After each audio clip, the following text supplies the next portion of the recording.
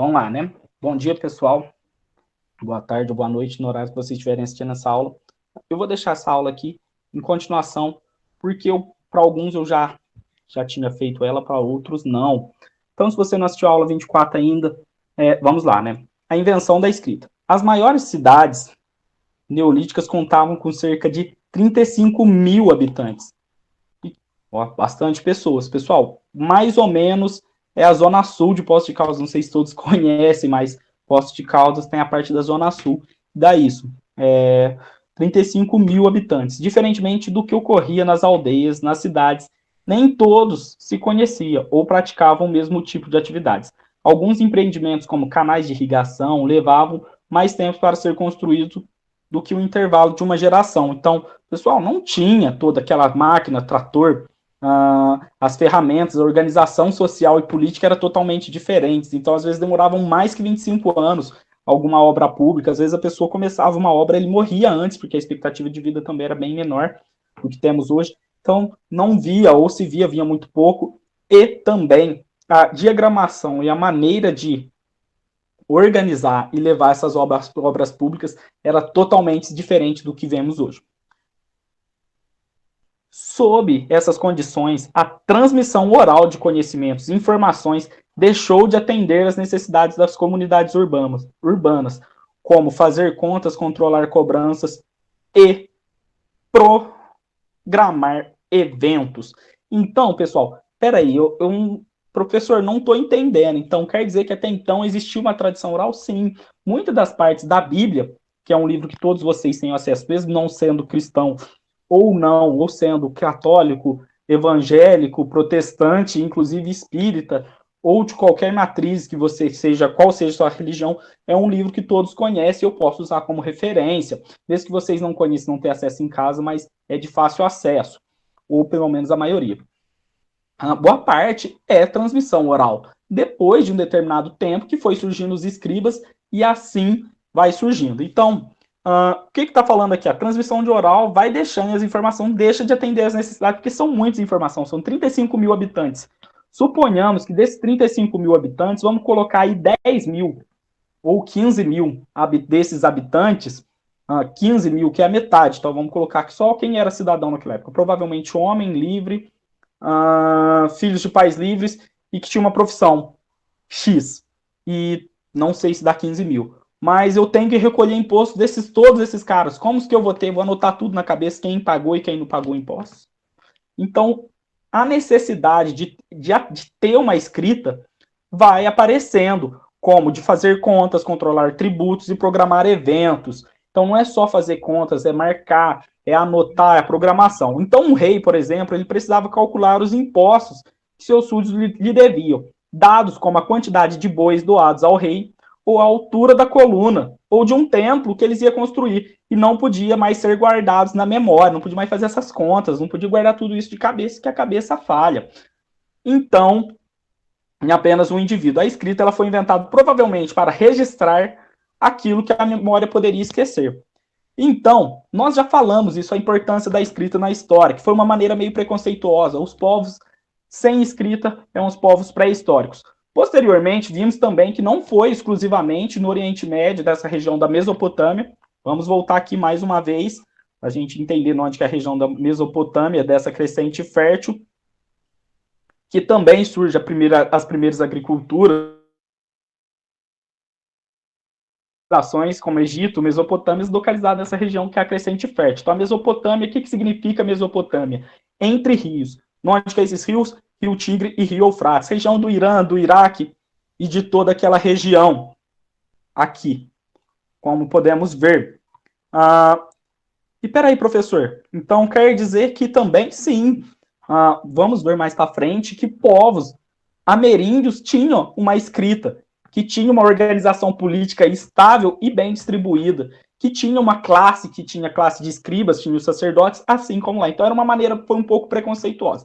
Assim também vimos povos que não tinham escrita e que tinham uma organização social, política e também cultural. Então, alguns povos da África, por exemplo, existe toda uma cultura, toda uma sabedoria dos beduínos, mas até muito tempo eles não tinham uma escrita.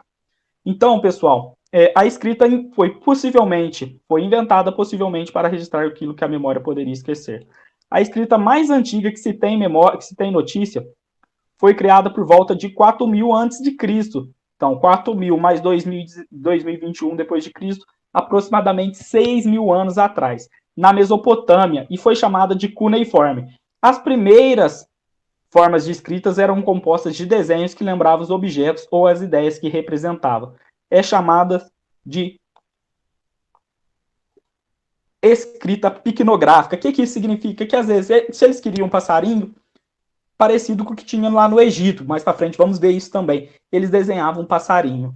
Se eu quero desenhar, era mais pela ideia, pelo visual. E com o tempo, determinadas sociedades, alguns desses desenhos passaram a representar sons, como ocorreu com heliográficos no Egito. Então, por volta de 1700 a.C. E os fenícios desenvolveram um sistema de escrita em que os sinais representavam apenas os sons, não mais visualmente. Então, pelos sons que aquilo ou que aquilo representava.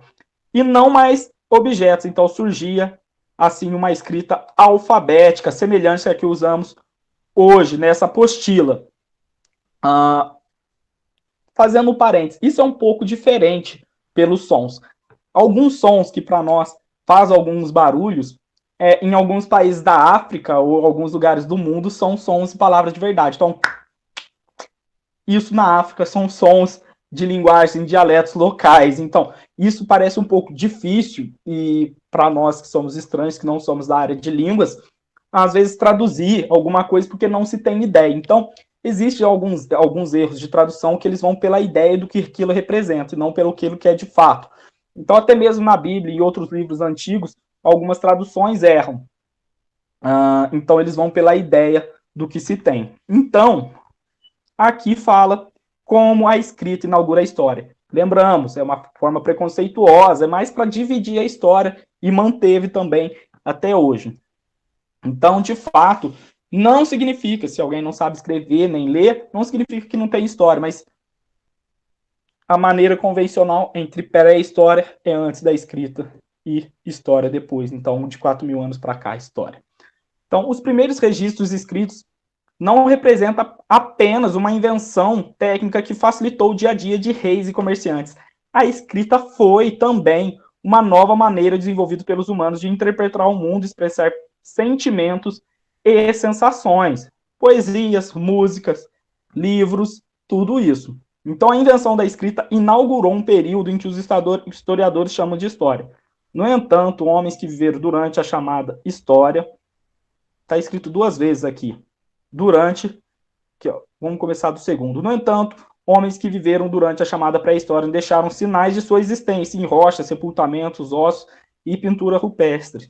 Por mais que seja uma maneira preconceituosa, né, esses sinais não possam ser chamados de escritas. Eles também dizem muito sobre técnicas, crenças e o modo de vida desses grupos, como vimos também naquele museu. Não tinha escrita, mas pela maneira que eles foram enterrados, sepultados, quase sempre com seus objetos, quase sempre virados para um lado, quase sempre com um objeto enterrado junto, podemos identificar um padrão de sepultamento, um padrão de vida, que as crianças tinham determinado significado, porque as crianças eram um padrão de enterramento, as mulheres outro, e os homens também outro. Então, tudo isso vai apresentar características sociais e políticas dessas civilizações, tá bom?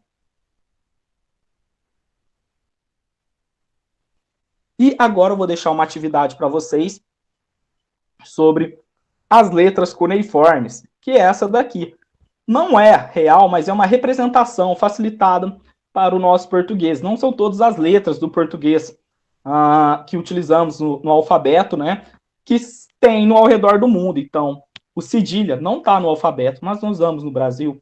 Ao contrário, os outros lugares eles vão ter um U com 2 treminhas em cima, né? Ou em cima do O. Vão ter também outras letras que foram acrescentadas depois no alfabeto, K, W e Y, que não tinha a princípio, né? Acho que não tinha princípio nesse nosso alfabeto. Nosso alfabeto já teve mudança na nossa língua portuguesa antes dessa reforma da língua portuguesa que tivemos recentemente, acho que em meados de 2012, houveram outras, como bem tempos atrás, farmácia era escrito com PH, então o F era usado com PH, então um exemplo disso é meu nome, eu não sou dessa época, que é bem anterior, é que quiseram deixar meu nome um pouco mais chique, colocando Felipe com PH. E o que é a atividade que eu deixei? Escreva seu nome com letras cuneiformes. Nesse espacinho aqui ó, que eu deixei, dá para escrever, vamos supor, então, como que ficaria o meu nome? Olha para vocês verem como que é a letra I. I, D e O. Isso seria meu nome. Então, se você chama, como eu, Ivo Felipe, que é um nome composto, escreva o seu nome composto. Agora, se você chama só Luiz, se você for Luiz Henrique, Luiz Otávio, Luiz Felipe, escreva o nome, tenta escrever ele inteiro. Agora, se você chamar só Ricardo Augusto, que seja seu sobrenome, não precisa, escreva só Ricardo. Ou se você tiver um nome grande, como Henrique é um nome grande, Nicolas, que são nomes com bastante sílabas, pode escrever só o primeiro, mas é legal que vocês tenham ideia de como ficaria o nome de vocês numa letra cuneiforme, tá? Então, pessoal, vou deixar essa atividade para vocês. Se vocês assistirem isso depois, espero que vocês tenham gostado dessa aula e até mais.